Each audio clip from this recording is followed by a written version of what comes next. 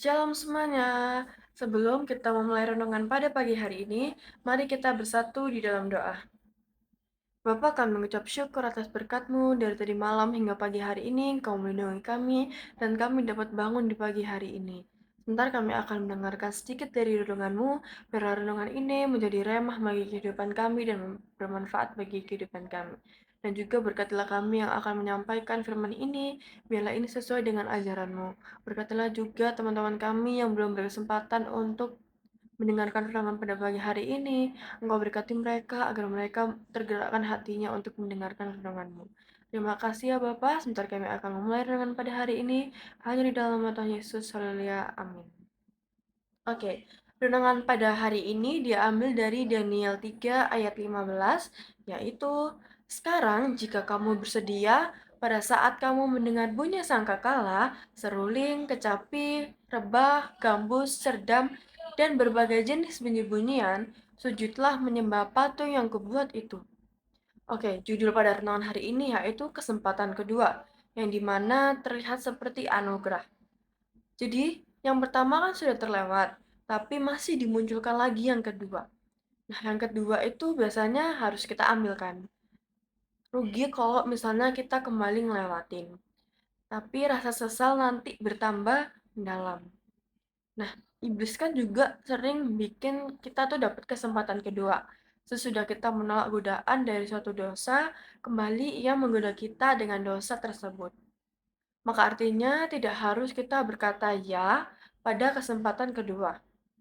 Jika terkait dosa, tetaplah katakan tidak, seperti Sadrak, Mesak, dan Abednego. Ketiga pemuda buangan dari Yehuda itu menolak menyembah patung emas buatan Raja Nebukadnezar.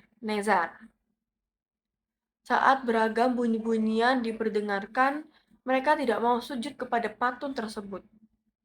Hati raja teramat geram saat mendengar laporan dari orang-orang Kasdim perihal mereka.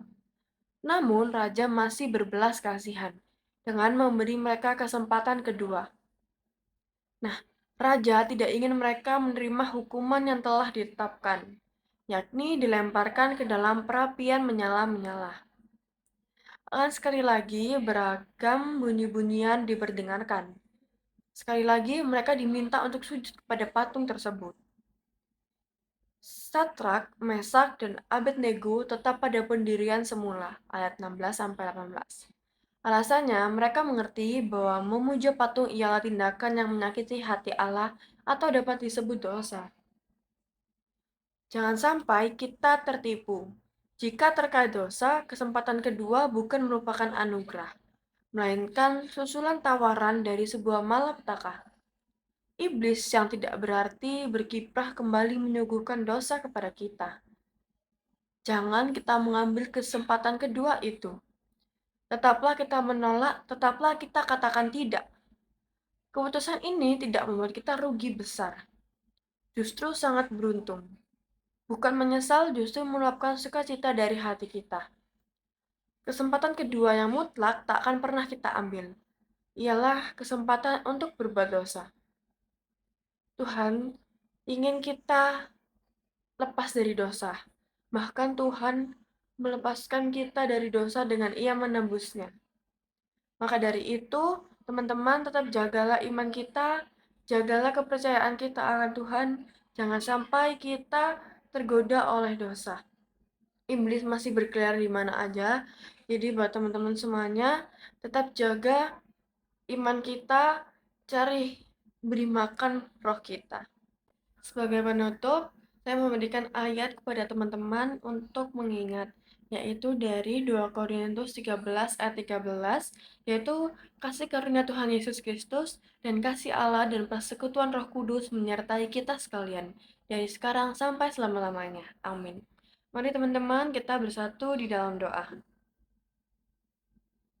Ya Tuhan, Bapa kami yang di surga, terima kasih atas penyertaan-Mu. Saat ini kami ingin selesai mendengarkan renungan kami dan melanjutkan aktivitas kami. Biarlah Roh Kudus-Mu terus memimpin langkah kami. Berikanlah kami hati yang taat dan lembut untuk senantiasa melakukan kehendak-Mu. Menjauhilah segala dosa dan kehidupan untuk memuliakan nama-Mu setiap waktu. Di dalam nama Tuhan Yesus Kristus, kami berdoa dan mengucap syukur. Haleluya. Amin.